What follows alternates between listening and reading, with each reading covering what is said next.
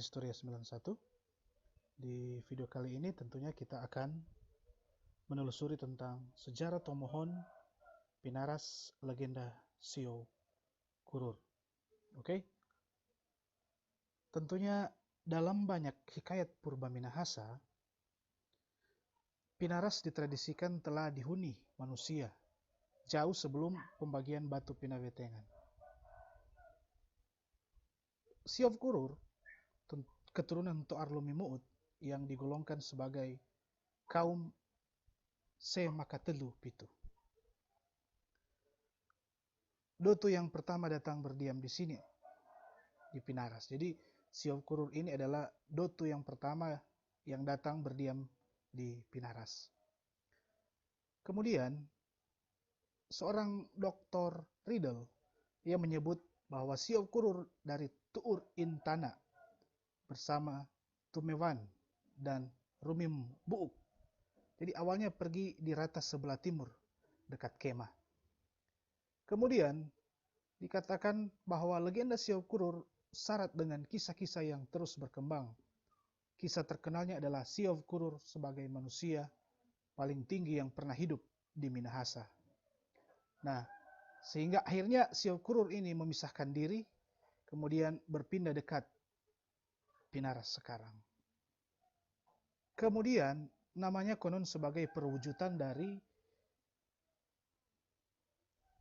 legenda yang melekat dalam diri Sio Kurur, yaitu Sio dikondisikan sebagai 9 dan Kurur adalah lutut, di mana dia merupakan manusia yang tentunya tinggi yang memiliki 9 kaki yang tentunya memiliki tanda, bahkan pun ada peninggalannya pada waktu itu. Yaitu kita bisa melihat bahwa tinggalan-tinggalannya tersebar di beberapa tempat, terutama bekas jejak kaki raksasa. Jadi seperti yang ada di Kinilau, yaitu di Kecamatan Tomohon Utara. Nah, di sini ada gambar yang merupakan peninggalan dari Sio Kurur tersebut. Ini adalah salah satu gambar atau peninggalan dari Sio Kurur yang tentunya terletak di Kelurahan Kinilau, Kecamatan Tomohon Utara. Kemudian, lokasi kentur atau bukit di pintu gerbang masuk Pinaras menjadi lokasi tempat tinggal. Bahkan ada yang menyebut kuburannya sekarang berada di pekarangan rumah masyarakat yang ditandai Tavaang.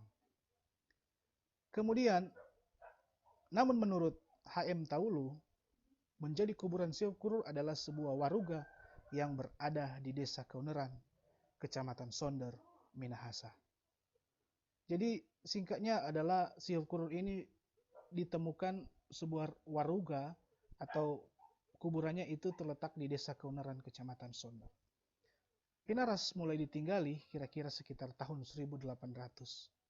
Satu keluarga besar datang dari Tulau, negeri lama distrik Sarongsong.